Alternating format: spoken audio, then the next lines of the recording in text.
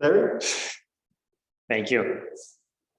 Thank you everyone for being here. Thank you for giving me the opportunity to share with you what I've been interested in recently, and that's Buddha nature. Paul asked me a while back if I was interested in giving a talk, and I think I sort of put him off, but with the interest in Buddha nature, and the fact is that we don't have a sort of a central theme other than rejoicing and being back together again in person. It was sort of, I guess, anything goes. And so I thought, okay, now's as good a time as any for Buddha nature. As Paul Broadwin said yesterday, often we start with setting an intention for our practice. That might be each day, it might be more than that. My intention today is to share with you my understanding at this moment of Buddha nature. I expect that to change even today as we talk about it together. And to encourage you to explore Buddha nature today, starting today, here in the morning session, this afternoon in your Dharma discussion groups, and hopefully beyond that.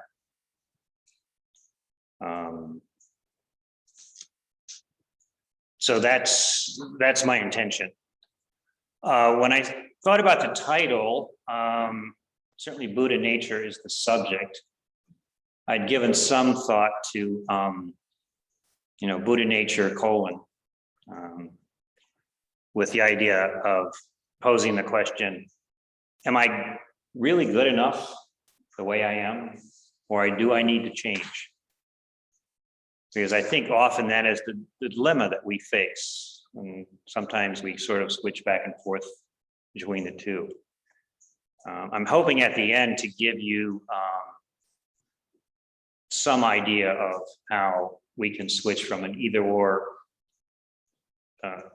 position or stance to a both and, so that we don't have to really choose one or the other, that we can choose both.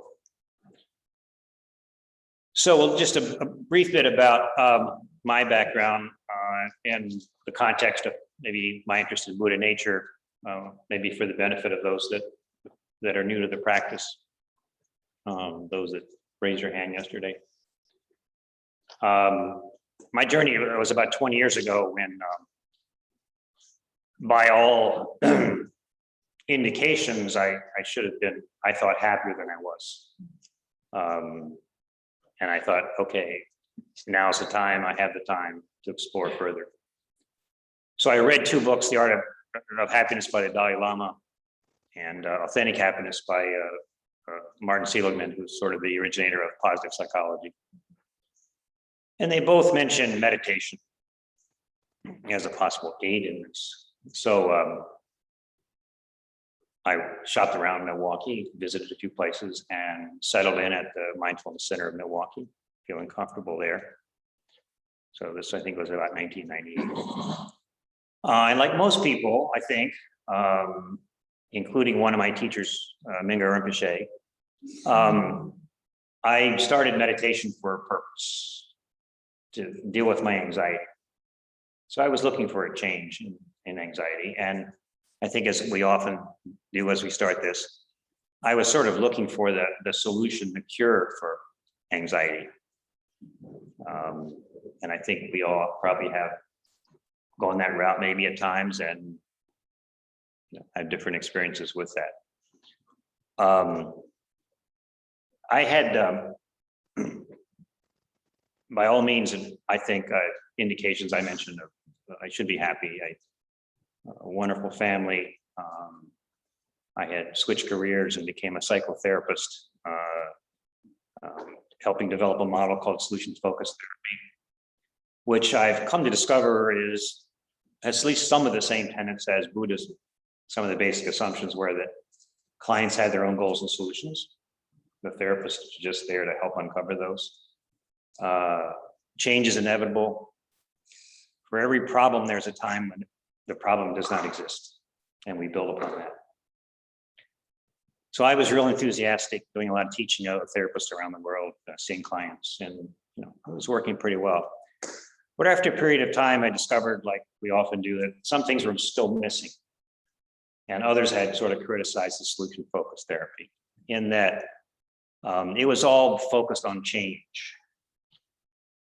Small change leading to bigger change, but it was change.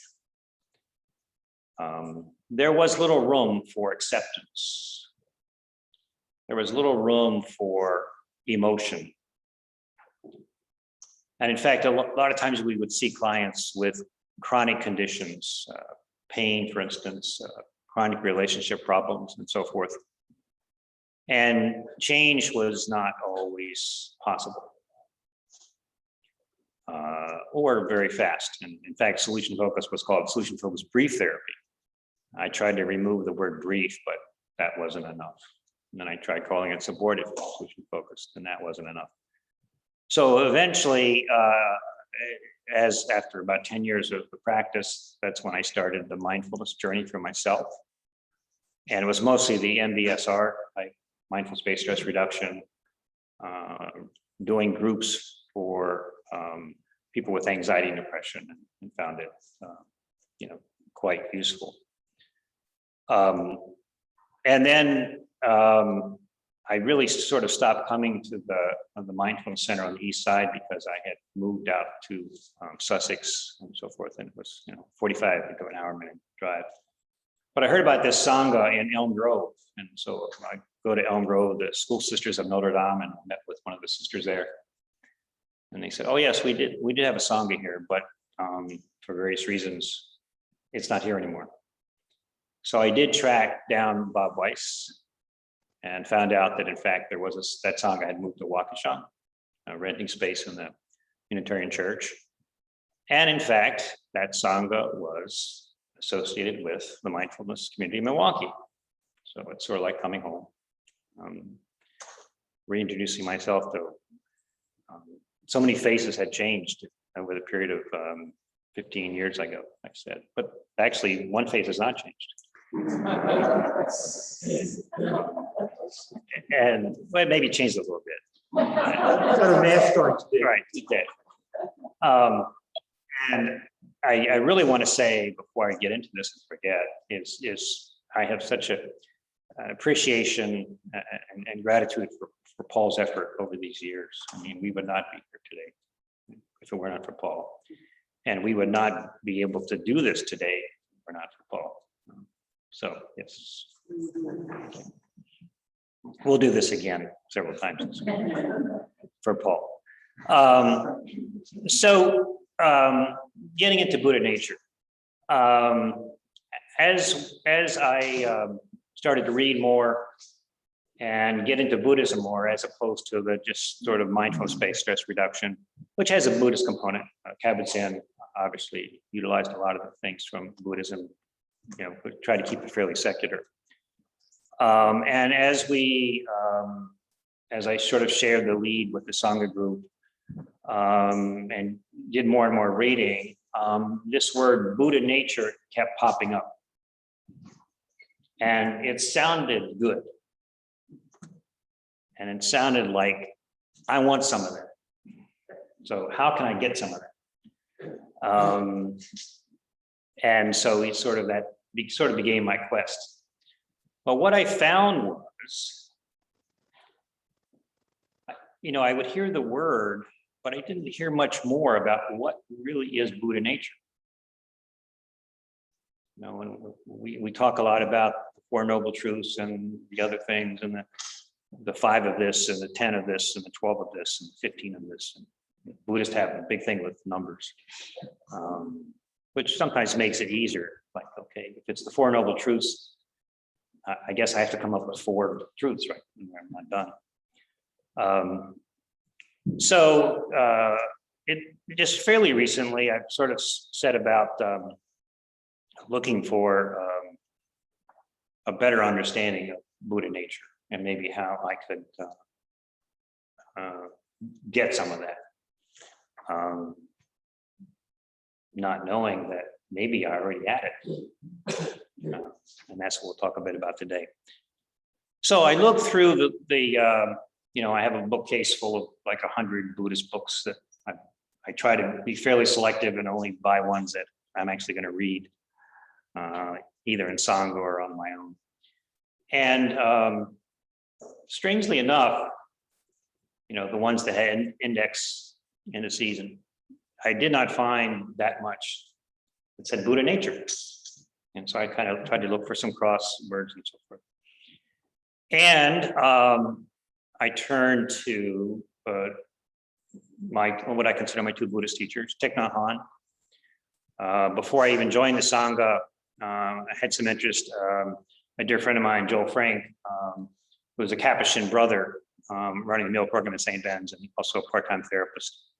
We did some work together with the homeless. He heard that I was interested in Buddhism and gave me a couple of books of Thich Nhat Hanh's and some tapes.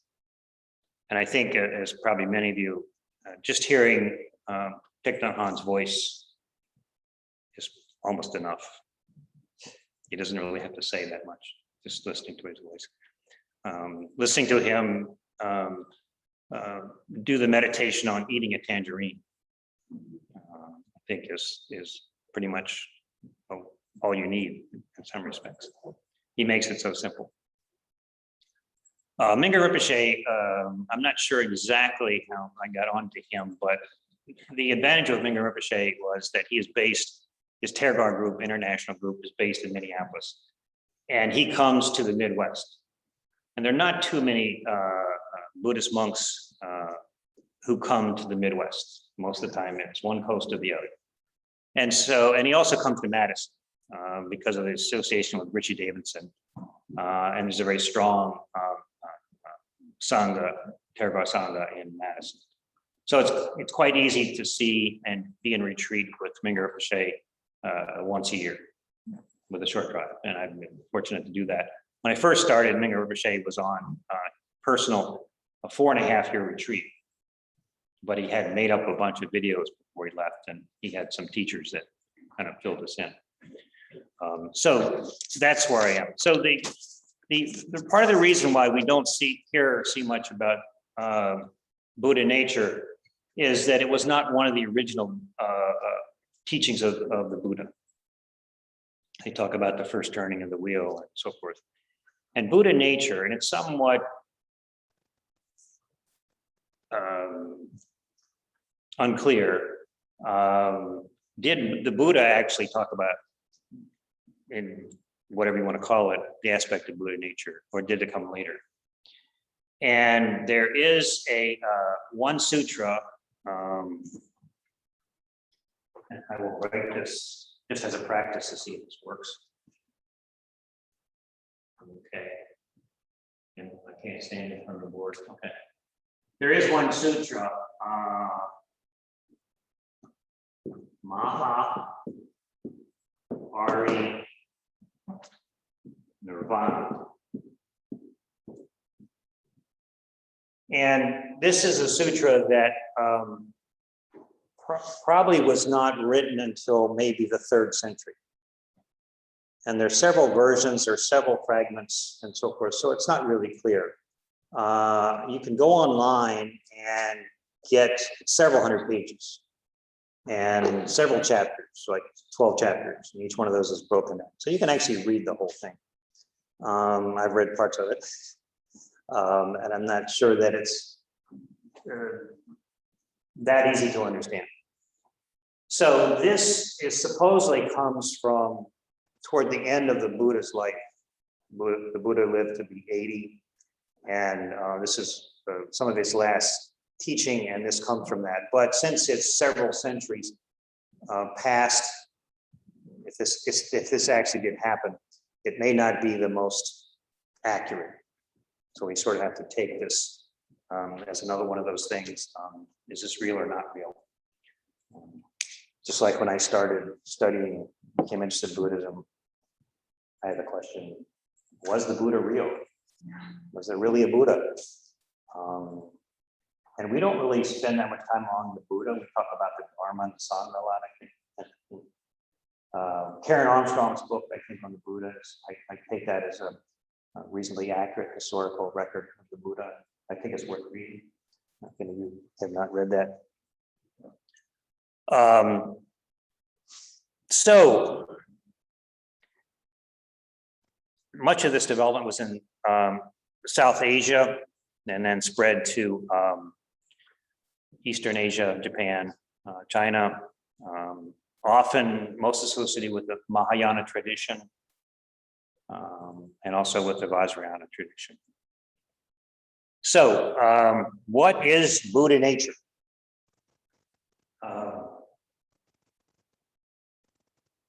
When I do talks, I like to kind of get some ideas from, what your thoughts are. Just off the top of your head, without going into great detail. When you hear the term Buddha nature, what comes to mind? How many of you have heard the term Buddha nature? Okay. And if you haven't heard the term Buddha nature, you've heard it today. So in the past or in this very moment, as I say the word Buddha nature, what comes to mind? Loving kindness. Loving kindness.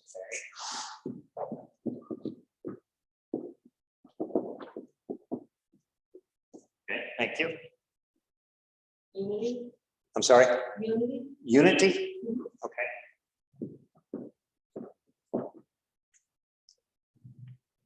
Full enlightenment. Full enlightenment. Okay.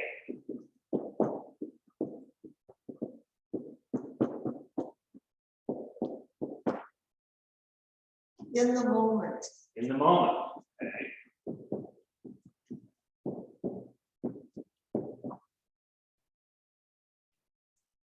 Part of you that there's no self and interconnection with the. Okay.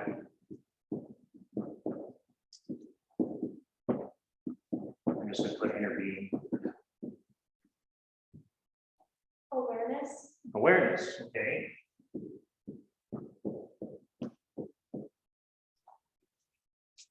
Anyone else? Dwelling. Dwelling. DWELL. Dwelling. Okay.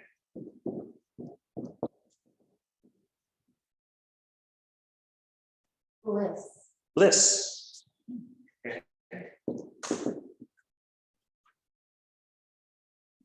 Innate goodness. Innate goodness. Okay.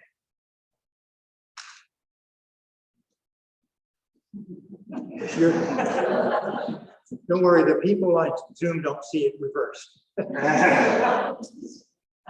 It's like, like they used to have a thing on the ambulance or something. You can see this, you read it backwards. Compassion and wisdom. Okay.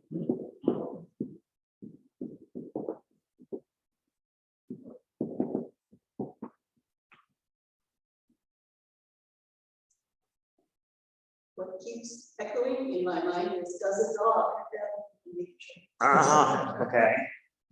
All right. So I'm going to put beings. Maybe what beings have Buddha nature? Contemplation. Contemplation. Okay. All right. Great. Fantastic. So looking at this list, I don't think it's that important that we say, okay, which of these are right, which of these are wrong, but which of these do we already possess? Okay. And many of them, I think we would probably agree that we already possess at some time or other. So there's another way of looking at this. And I'm not going to, for the sake of time, I'm not going to go into it in great detail. But another way might be of looking at this is Buddha nature. Turn that around. And what is the nature of the Buddha? In other words, if we look at the historical Buddha, just as a person, what would we say his nature is? Would he have all of these things? Would he have some additional things? And I mean, we could certainly spend some more time on that. So I'm just posing that for right now. So, like I said, these are all correct. You already got it? Do we need to say anything more?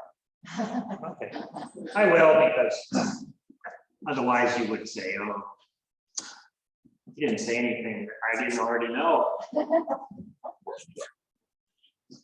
And would that be so bad? No.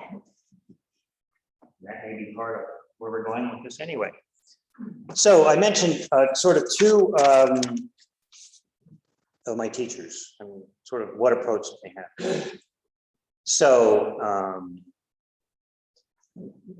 Mingyur Rinpoche has this little cute thing that he always does, and he says, "Okay, show of hands." And this is like when he's doing videos, you know, when you're watching his video. How many of you want the short version first? Show of hands. Raise your hand if you want the short version first. How many of you want the long version first? Oh, okay, pretty close. I think the short version won. So I'm going to give you the short version. And, you know, like many times, I have a yoga teacher that used to do it too. What do you want to do today? And we tell him, and then I sort of knew he was already going to do what he wanted to do anyway.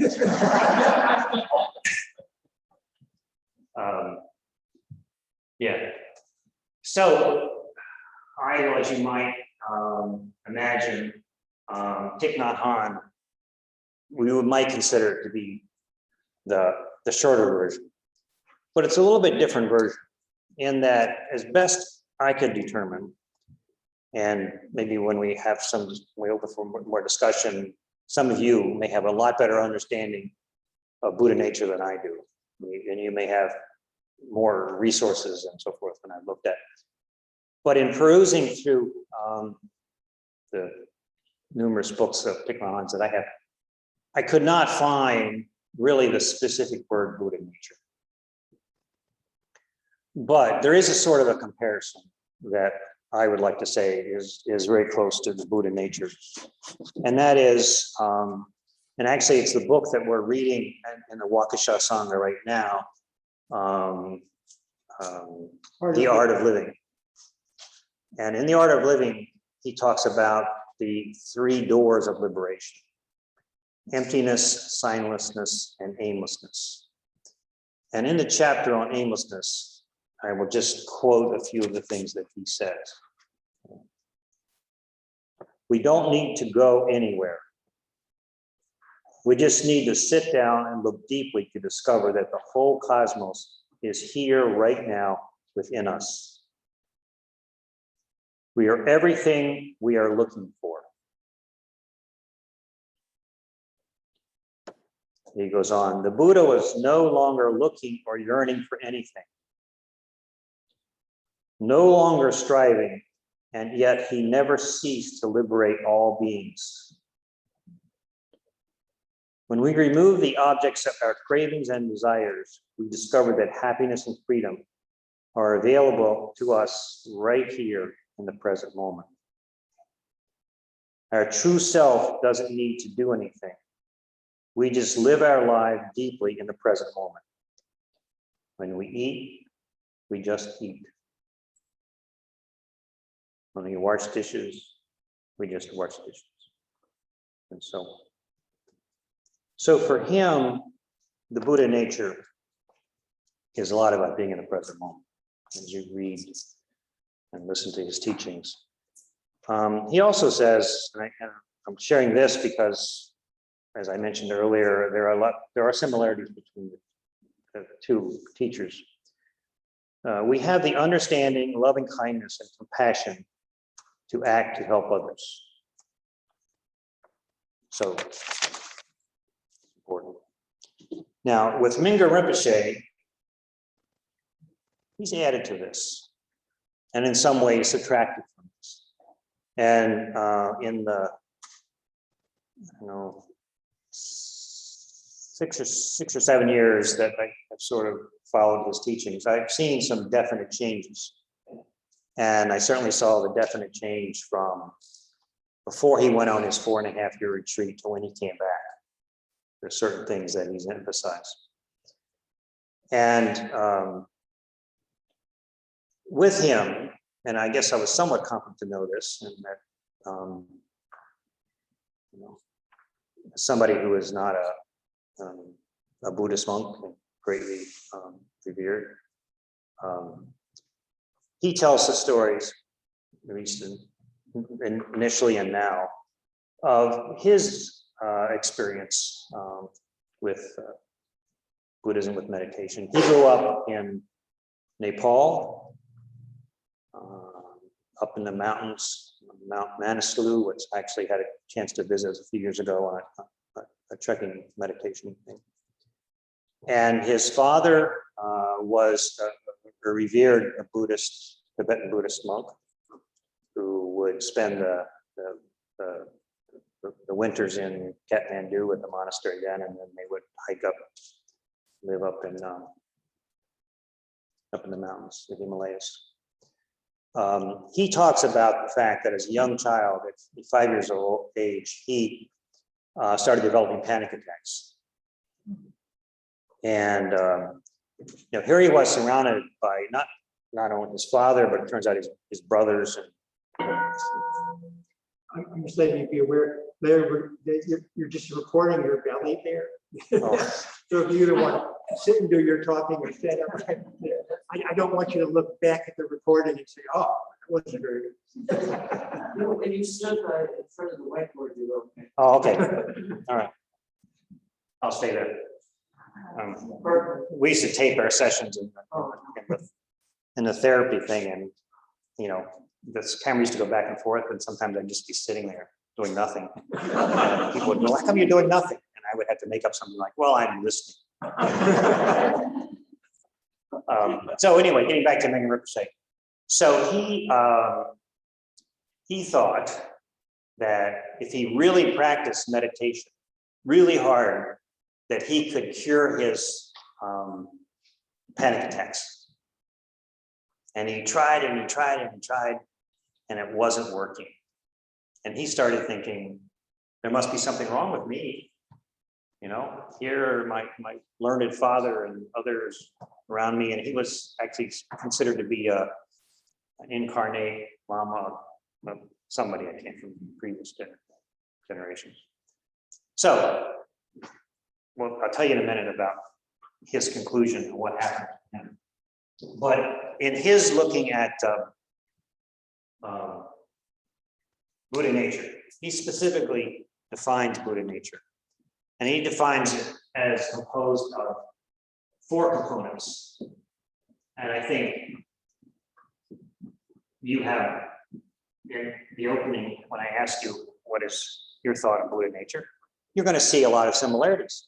So that's why I said you guys are already right in many ways. So awareness. And awareness is actually something that I noticed he emphasized more when he came back from his retreat. And part of that was, I think, his experience, and it's in the book, In Love with the World, that he wrote on the early part of it. When he went on a retreat, he snuck out, he dropped everything, his robes and everything, and just went out. And turned out, he realized he wasn't that prepared. He had lived a life in the monastery, he had people sort of taking care of him, and he was begging for food and ended up getting severe food poisoning and almost died. And what he realized from this, that in spite of all the difficulties that he was having, awareness was still there. So awareness is sort of a universal, always present kind of thing. So it's like the sky. The clouds can come, the clouds can obscure the sky and the sun, but the sky is always there. Awareness is always there. And awareness is always there, is there when things are going well and when things are not going well. And I think we can probably see, the importance of both of that.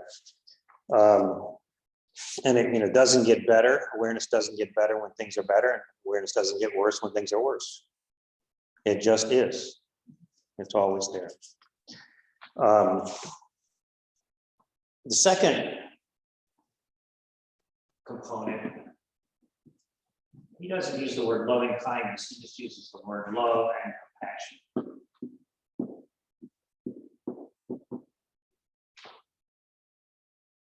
So again, it's one of the things that many of you already mentioned when you shared what your thoughts on Buddha nature was. It's part of our true nature. It's always present, even in painful times. It goes with awareness. So let me just see, I forgot to do the first thing I was going to do. Let's just take a moment to practice, to experience both of these. So let's, we don't have to go in any special preparation here. Just find a comfortable position. Upright, get relaxed. Bring your attention to your breath.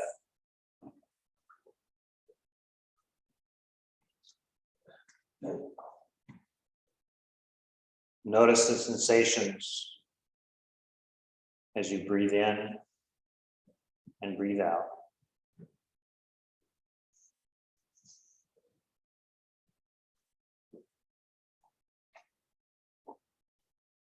There's no need to control the breath in any way. Simply observe it and see if you notice a simple knowing quality of mind.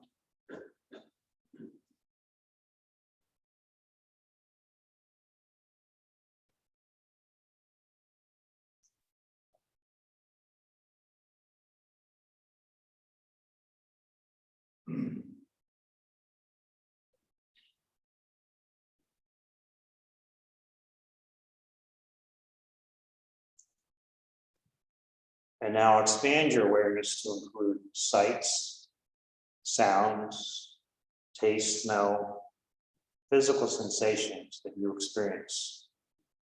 Again, simply observe them.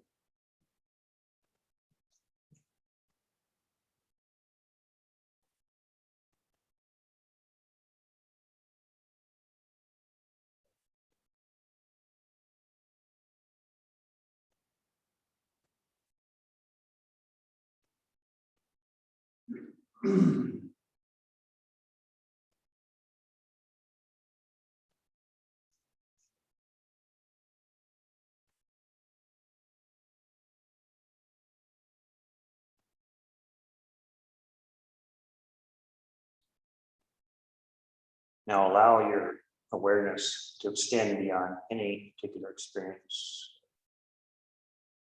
Rest in the knowing quality of mind itself. No matter what comes or goes, this knowing quality remains.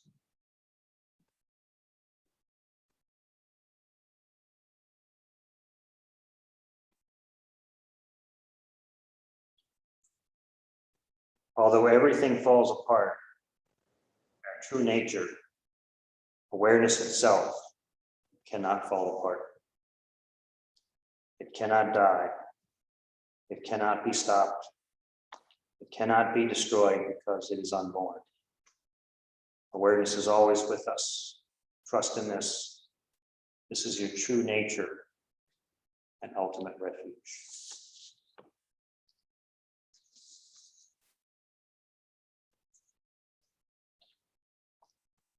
So we'll continue. Moving on a bit to love and compassion.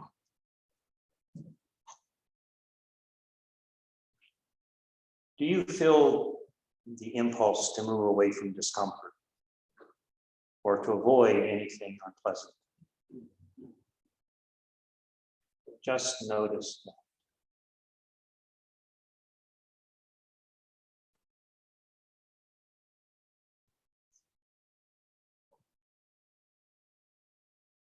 That feeling is compassion.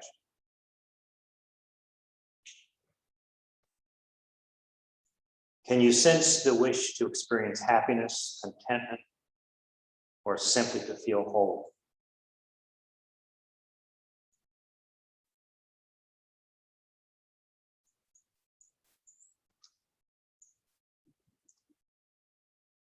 That subtle movement toward happiness is love.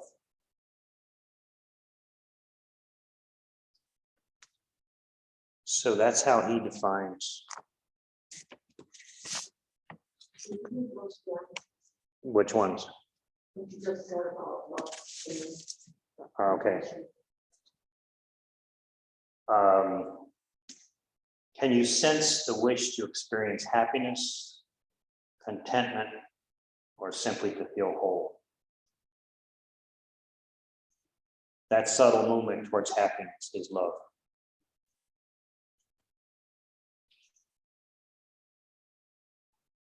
So bringing our awareness back to the room. I think that is very similar to what Paul Brodwin said yesterday when we talked about self-compassion, a little bit about self-acceptance. It's also true for others besides ourselves.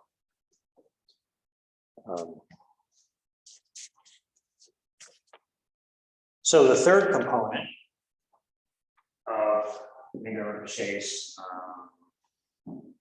discussing of Buddha nature is wisdom.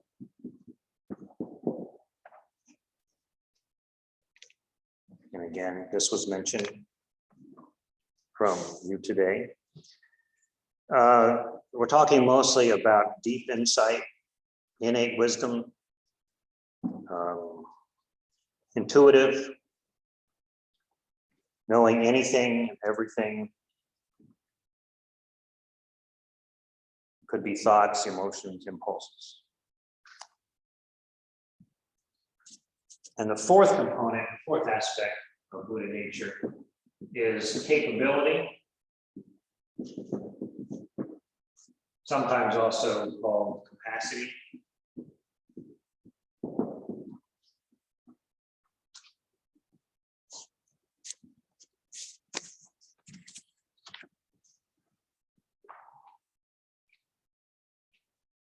So this is the capacity to know anything and everything,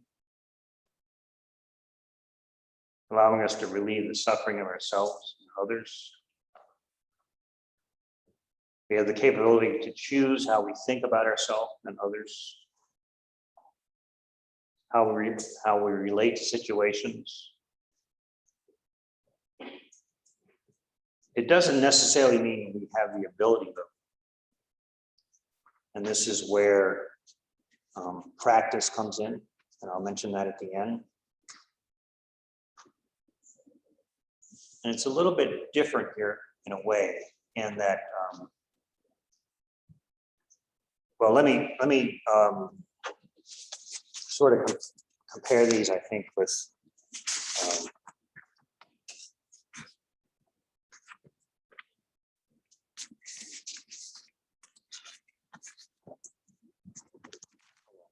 two approaches, two ways of looking at it.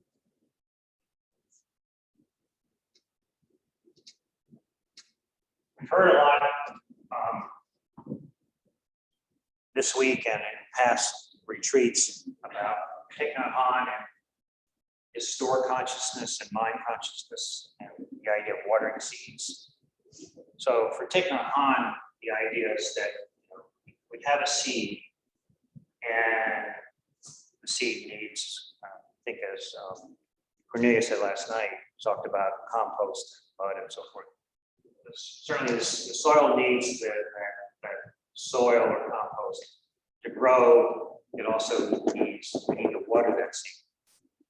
And so Buddha nature is a seed that we need to provide the right environment for it to grow, both soil and water. From Mingyur Rinpoche's idea, Buddha nature is already there, but we don't recognize it. And so our task there is not so much watering the seed to grow, but is uncovering the stuff that does not allow us to recognize it. the analogy is that in one of the analogies is that in Thailand, somewhere around the 1500s, a huge clay statue of the Buddha was built. Clay, stucco, whatever you want to call it. And it wasn't until the 1950s that they decided to move that Buddha statue into a park or some sort. And in the process of moving that, what they noticed was things were starting to come off, things were starting to crack. There you start to hear that, understand that? What they discovered that under that clay Buddha was a gold Buddha. And that Buddha had been covered over as a means of protecting the gold Buddha for the wars and raids and stuff that were going on. So the same sort of thing applies to us. And, you know, often that Buddha nature that we have is covered up by all kinds of stuff. So we need to simply get rid of some of that so we can recognize our true nature, our Buddha nature. So, see, where am I in time? Okay, not bad. One of the things, I remember I talked about my anxiety. I still have all these anxieties. And after giving tons of talks on solution focused stuff, you know, every time I would have anxieties, whatever. One of my top 10 anxieties is worrying that I'll never have enough material. The reality is I always had too much. And so then I have to, okay, what am I gonna cut? What am I gonna cut? That's only one. You know, I could share with you the other 9, but you would laugh, and that's exactly what I do now. So my relationship to my anxiety has changed. I still have anxieties, but I can most of the time recognize them and laugh at them. And you know, once we do that, poof, you know, they lose their power. But let me pause for a moment here, make sure I didn't let out anything greatly important.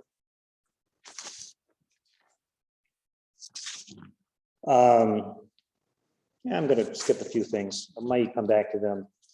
I'm going to combine how to access Buddha nature with the practice. And Mingyur Rinpoche came up with what he called, just like we have the 5 hindrances, he came up with the Buddha nature blockers. That's what he calls them. And we have time, I can share that.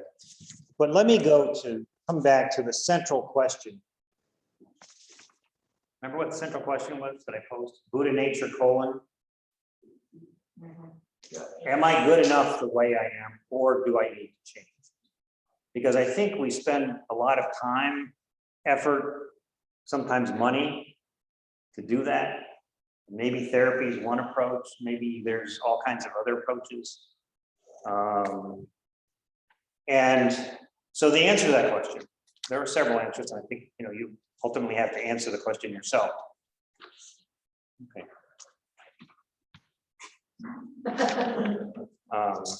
This is going to look terrible. Just like disappear, like what was the one, Mission Impossible or something. So Zen Master Suzuki said about this in general: you are perfect just the way you are, and there is still room for improvement. Thich Nhat Hanh says, you are already what you want to become. Okay. So what's the answer? I think ultimately you'll probably need to figure that out for yourselves. And maybe maybe there won't be a universal answer. Maybe it'll be a situation by situation. So let me just pose some possibilities for maybe a way of looking at this, and maybe not. And what I learned continuously. In fact, I was reminded of that this morning. There was something that I had planned to say in the talk this morning, and I was reading a couple of things that I had brought along, and I realized it was in the things that I brought along. So did I think of it, or was it already there? And so when we talk about the seeds, the idea is that many of the seeds in our stored consciousness come from generations and generations back. So it really doesn't matter. I mean, it's all there. And what I found in my research career, as a scientist before the psychotherapy was, I would make some discovery, I would publish a paper, and then I would find out it's not new. It's in a different field. I hadn't read that literature, and that literature probably hadn't read me. So it's okay. It's all knowledge, wisdom, useful.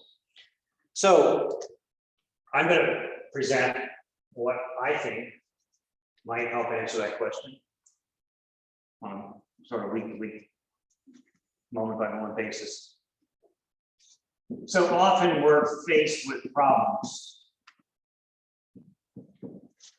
sometimes more than one. So what do? Well, we don't like problems. We don't like suffering. So we often think about changing so I don't have to suffer. And in some ways, I think Buddhism sort of gives you that impression that that's what it's all about.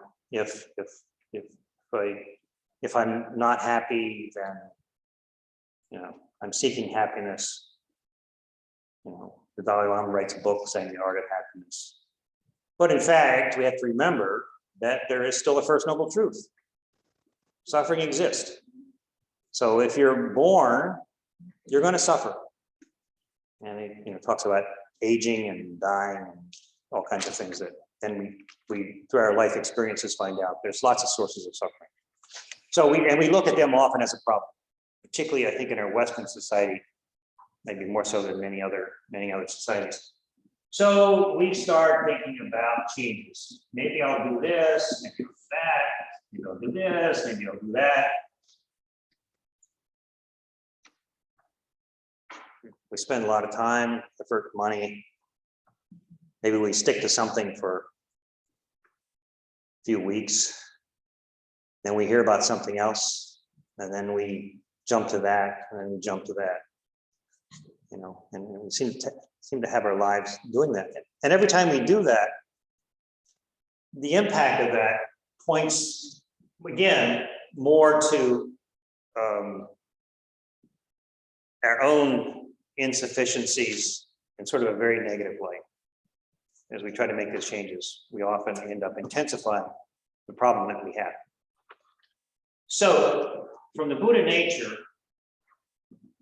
and in this box, I'll put the things that maybe Rinpoche mentioned, but there could be lots of others. Awareness, love and compassion, wisdom, and capability. And instead of sort of jumping on this and running after, Thich Nhat Hanh says, you are already what you need to be. You don't need to run after stuff. In fact, Thich Nhat Hanh says, identify what you're looking for, waiting for, running after, and let it go. So that we can realize that everything you want is already here in the present moment. So, focusing on this first, focusing on our Buddha nature, and in a minute I'm going to talk a bit about the way to access or practice that. Given again that is sort of doing but not being in some respects. Once we've done this, it may be that no change is necessary. We realize our Buddha nature, and that makes all the difference in the world. It may be that a change is needed, but my suggestion is that if we start here first, that whatever change, whatever we need to maybe pursue, won't be this more random, chaotic kind of thing if we start here. So it may be a both-and situation. In other words, it may be both recognizing the Buddha nature and making a change, as Suzuki suggested. there is room for improvement. But I think, just like with awareness, one of the things that I learned from Buddhism is, there's so many things that you think are a problem and something you need to change, blah, blah, blah, blah. In fact, my experience has been that the simple awareness of something is all you need. Once you're aware of something, you don't always need to change it, solve it, fix it, that kind of stuff.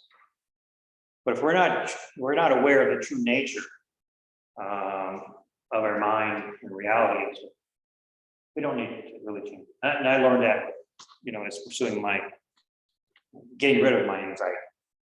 So simply recognizing it, having my sort of top 10 David Letterman kind of thing, so I can laugh at them, was a big help. And most kind of all I need. So this is one suggestion. So experiencing who you are without accepting, without rejecting, without judging, allowing for things like impermanence, patience, noble truths, all those kinds of things. So let me do one more thing, and then we can open this for some discussion or some question. Part of what I'm hoping, and part of my intention, is to challenge you with this question: am I really good enough? Or do I need to change? Is our Buddha nature enough? Because as Mingyur Rinpoche admits, he didn't think it was good enough. And I think I promised you I'd finish that story.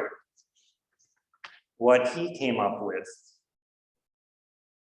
was more the idea of just being. And I've noticed a big change in his meditations. There's an app called Healthy Minds, which is out of Richie Davidson's group in Madison, and it's very based on Mingyur Rinpoche. And when you listen to that, almost every meditation on breathing and all kinds of other stuff, at the very end of the meditation, it simply says, okay, let go of everything and just be. It's not that easy. It does take practice. But it's a huge experience to do that. I would urge you to give that a try sometime. So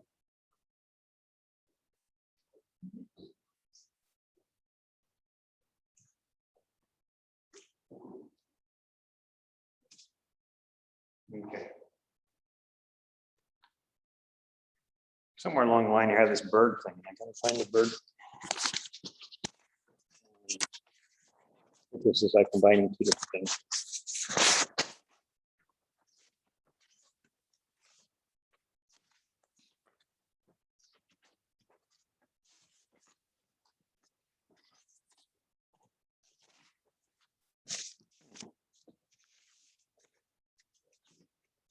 Oh, I know what it was. That's what I'm talking about. Practice. So you heard Paul Broadwin yesterday talk about the sort of Buddhist analogy of a bird, right? And a bird needs two wings to fly, right? One is wisdom, and the other is compassion. Okay. So I consulted this morning well-respected ornithologist who happens to be my wife and is in this room. And I said, is that all that birds need to fly? Just two wings.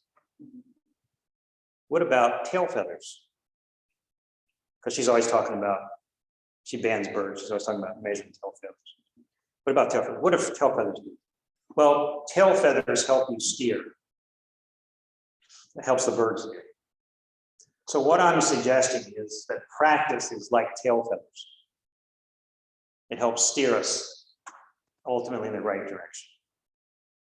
And we use the word practice too. I'd like to also talk about practice more as experience, because when you use the word practice, people say, well, do I really have to practice? Now, some people like to practice. I heard some Olympians say they love practice. Some swimmers say, I can't wait till I get back after this is over and practice. Well, that wasn't always my experience. You know, when I had to practice an instrument, it was like, I have to practice. But some things I love practicing, like tennis and things like that. So anyway, if you want to think of this as more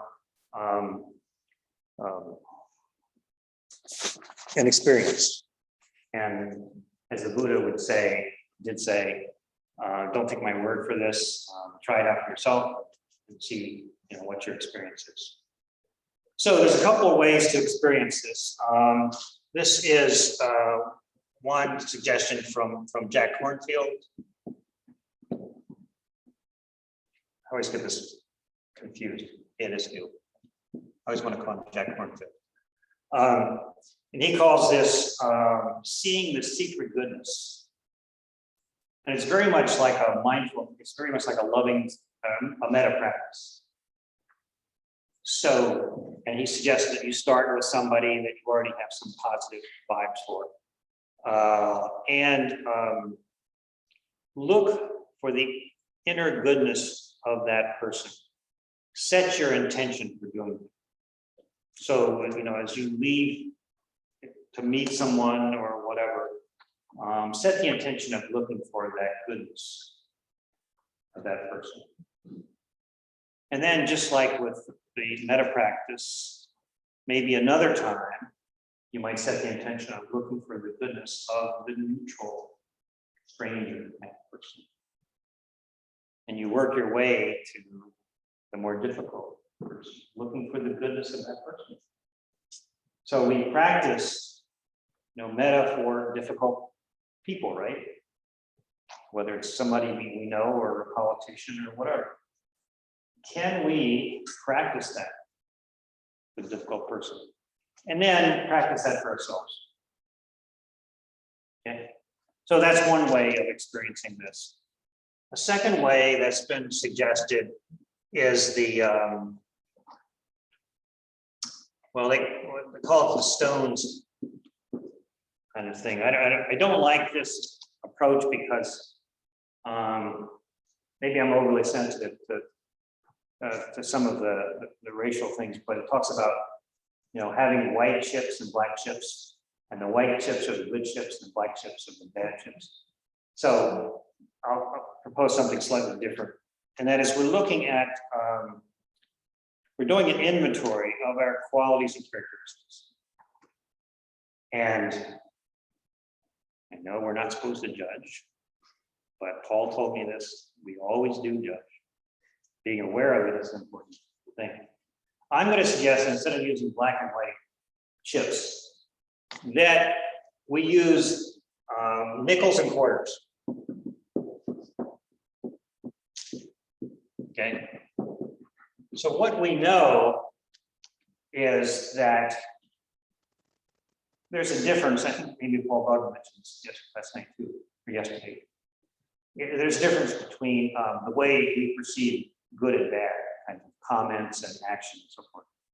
And generally it takes, let's say we're talking to somebody, generally it takes 5 to 20 compliments to equal 1 criticism. So our mind is construction, probably evolutionary to do that. So I'm suggesting that we balance that out. So for every good quality, characteristic of yourself, Buddha nature, you put in a quarter. And for every bad one, you only put in a nickel. Okay, so that's reality. That's the fairness, right? If I go on with this unweighted one. A third way to practice is, this had to do with the nature of the Buddha. Imagine yourself as the Buddha.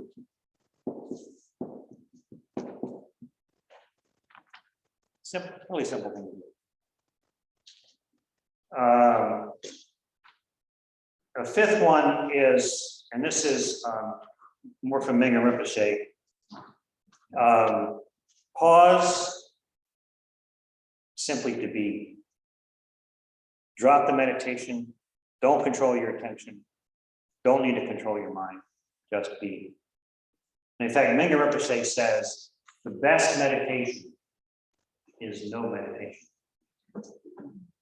And that was part of his solution, he was struggling with using meditation to control his panic attacks. And I think I've already mentioned the last one with practice from Thich Nhat Hanh is stay in the here and now, identify what you're looking for, waiting for, running after, and let it go. So those are 5 ways to experience Buddha nature. And I think you probably have other ways, but I will stop for now and hope to see if anyone has any additional ideas, experiences, questions about Buddha nature. And we'll try to field some today and hopefully also will stimulate some sharing in our Dharma discussion groups this afternoon. So. Thank you. Larry, if you could sit so the people on Zoom can see you. Anybody, so does anybody have a question or comment for Larry? No. Thank you so much for this contemplation of Buddha nature and bringing this to us today and into our mind field. I'm very grateful. The question or comment that I have has to do with what you said at the end about imagining yourself as the Buddha. And of course, to imagine, we use images.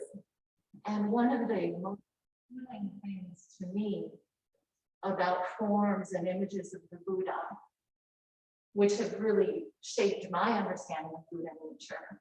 It's not a kind of didactic thing. It has to be more with seeing these images like the one in this room, is the androgynous quality of those images.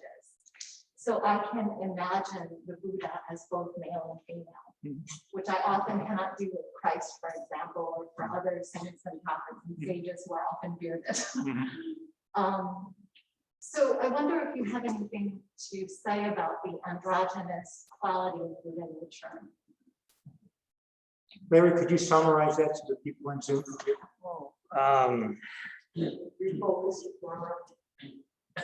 You're off. There you are. There you are. I believe that the speaker talked about, what is your name?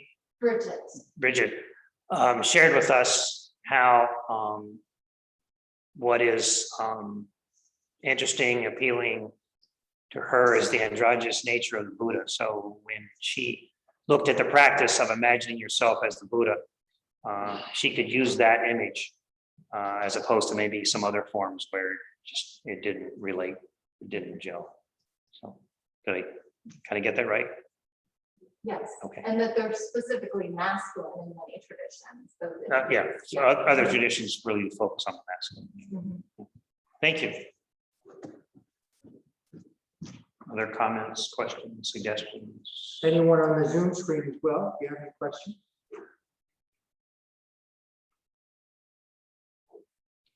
So show of hands. How many of you think you have Buddha nature? Okay. How many think you are good enough the way you are? How many of you think you are good enough the way you are, but there's still room for improvement? Oh, okay, that was interesting. Okay. Okay. Other thoughts, questions? I can see it, just turned around to see who's on the Zoom. Oh, hi, Lynn. Hi, Mark. I can't read everybody's name. That's Letitia down there. Oh, Letitia.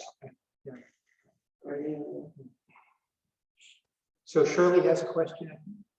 It seemed like at the beginning you were saying, you know, don't change. If you don't try to change, it's to accept yourself where you are. Because when you do that, you change. I mean, you're working Mhm. Sure. But the problem is self-acceptance. Mhm. Once you do that, Mhm. then Mhm. it made progress, Okay, change. okay. Could you summarize that? Larry? Okay. Thank you, Shirley. I believe what Shirley was sharing with us is that she referred to a comment I made earlier about self-acceptance and accepting. And in fact, that is a change in itself. And I agree. And I think yesterday, that's why I brought up the point of self-acceptance as part of self-compassion. I think it's a very important part.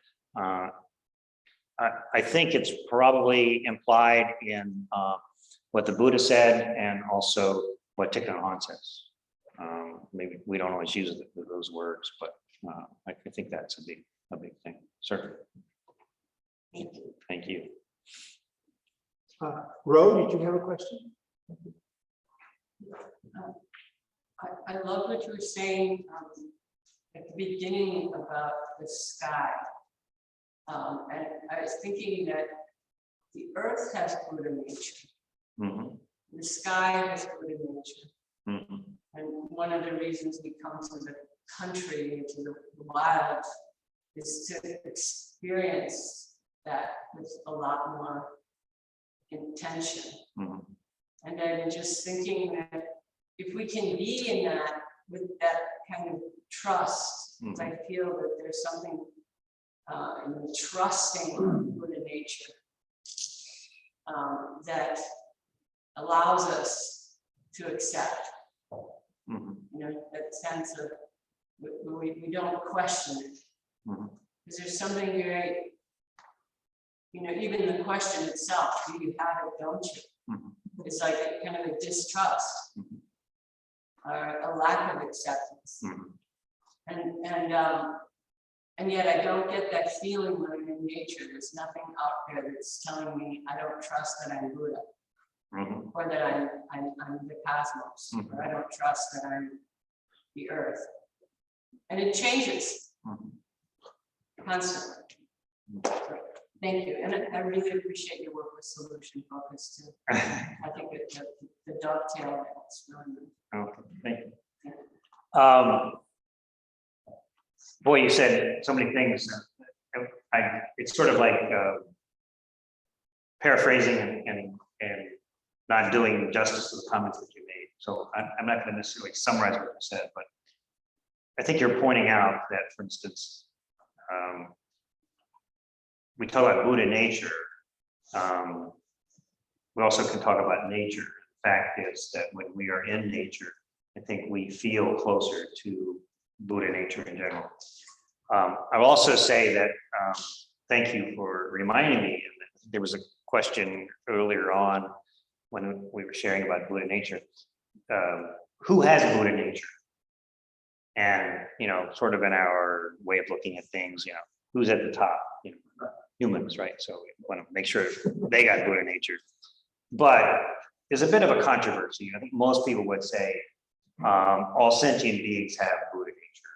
Some would say all beings have Buddha nature, and some would probably say all things have Buddha nature. Don't think it matters. I think what matters more probably is how we relate to all of these things, and how, you know, what we send out, what comes back to us. Thank you. Can everyone hear me with my mask on? You can take your mask off to talk. I'm not sure if this is a question, but I want you to speak after I say it. If I'm hearing one of the things that you said at the end about Thich Nhat Hanh's approach about, you know, letting go and being, and then I forget his name, Ricochet, but that after, you know, this period of contemplation, he came to this moment of just being. So that both of those seem to be some level of similarity. And I know that, you know, one of the things Thich Nhat Hanh says is, like, you know, that really I don't want to say this is Buddha nature, but that, you know, kind of one of the I don't want to say goals of Buddhism, but of being is the extinction of concepts. Mhm. But one of the difficulties is that, you know, as beings, and we want to embody being, we want to embody letting go, there is some sense of striving Mhm. at the same time, which is perhaps says Mhm. it's Suzuki, that's Mhm. it's the both and. Right. So I was just wondering if maybe you could speak a little bit more about striving, and how it is that we can just be, Mhm. and how striving is at the same time intertwined with that. Okay. Could you just summarize that a little bit, Larry? Let me summarize most of the question. And the question had to do with striving and looking at both what Rinpoche talks about and what Thich Nhat Hanh talks about. Let me make the distinction a bit between at least my thoughts on Buddha nature versus Buddhahood. And I think what Buddha nature is talking about often is more that moment-to-moment process that we already experience Buddha nature, already experience nirvana. Whereas Buddhahood and some of the others talk more about the striving to attain something. You know, and the Bodhisattva path, I think, is a little bit like that too. We're on the path. I could be wrong here, Paul, correct me. But we're often along the path to achieve bodhicitta and so forth. Where I think, to me, that's a bit more of a striving piece. Whereas with Buddha nature, it's simply a being piece. It's already there. We don't have to do anything more. And I think when you think deeply about this, this will cast some doubts. Is that really enough? And I think that's where the challenge is. And that's where the practice, I think, the deeper you go into it and more you experience it, it may change the way we think. There's still going to be some striving. And I think, you know, let's just be aware of that. Let's be honest about it. Let's put it in the perspective. But again, I think the difference is, you know, nirvana and so forth is not something that we have to attain in this or future lives. It's saying that nirvana is now. It's in the moment. It's with us. And I think both Thich Nhat Hanh and Rinpoche would say the same thing. Thanks, everyone. Maybe you have time for one more. Aaron, do you have a question? Yeah, I just want to extend on your question a little bit, because I think that like there's this, you're getting at this real core tension within Buddhist practice. Mm-hmm. On the one hand, you're trying to do something, Mm-hmm. and on the other hand, you should be trying to get something. Mm-hmm. And it's a difficult place. It's one of those real complexities of practice. And I just wonder if you could say like a little bit about that.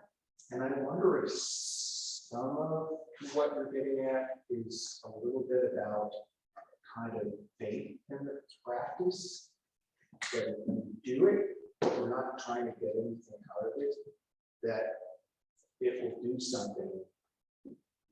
I don't know, like, you know, probably nobody else, but like, you know, I sit here in the wrong posture, spin out, that way.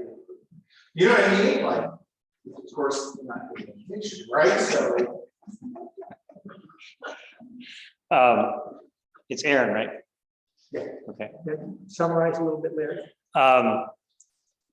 Aaron, I think, is introducing the real challenge of all this, and Mingyur Rinpoche actually calls it a paradox. And I think Suzuki talks about it, you know, again as you know, sort of a both-and situation. So, do we have to arrive at an answer one way or the other? And I think the answer is no. And this is where I'm hoping that, you know, maybe starting with instead of starting with the striving for and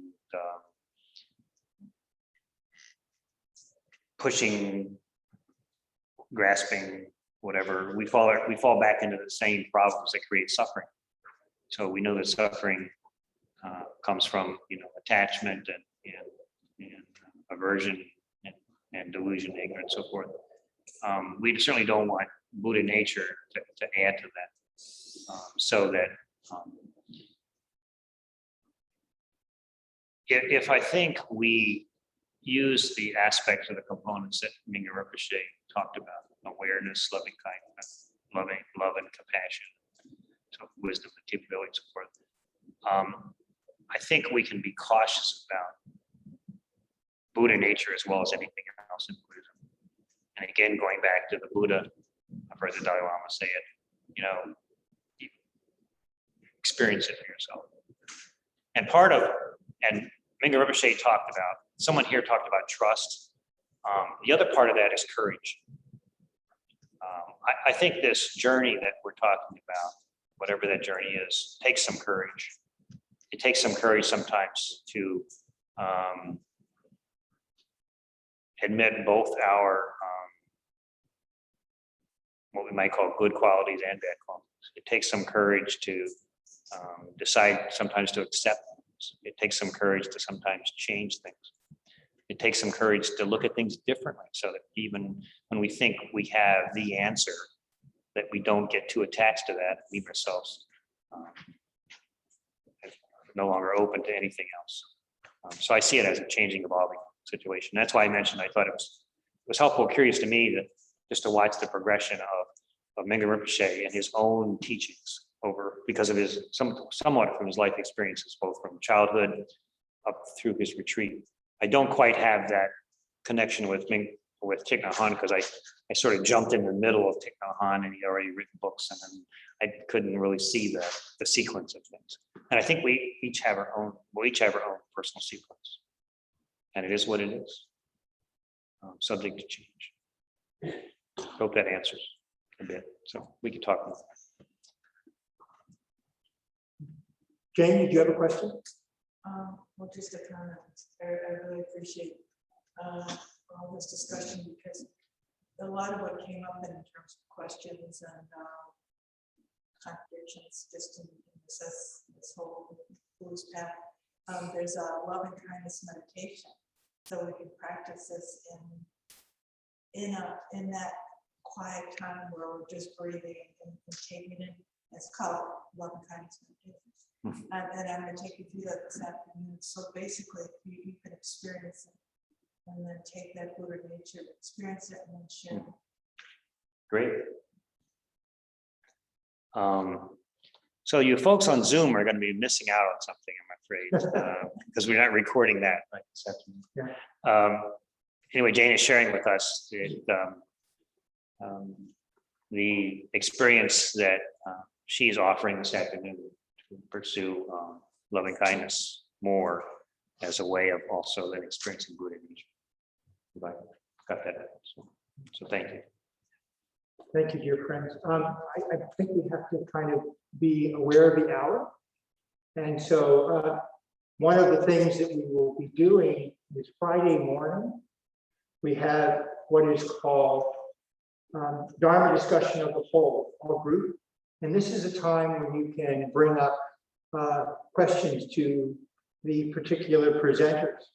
You can't do Jim Barrett and Paul Broadway, but you can do the rest of us. So you could save your question if you have something that's pressing. But and you've really opened up a wonderful mode of discussion, so everybody's very interested. But we need to kind of do the day. So thank you very much. Some silent applause here for Larry and his wonderful work. Thank you. And thank you all, you Zoom people, for attending as well.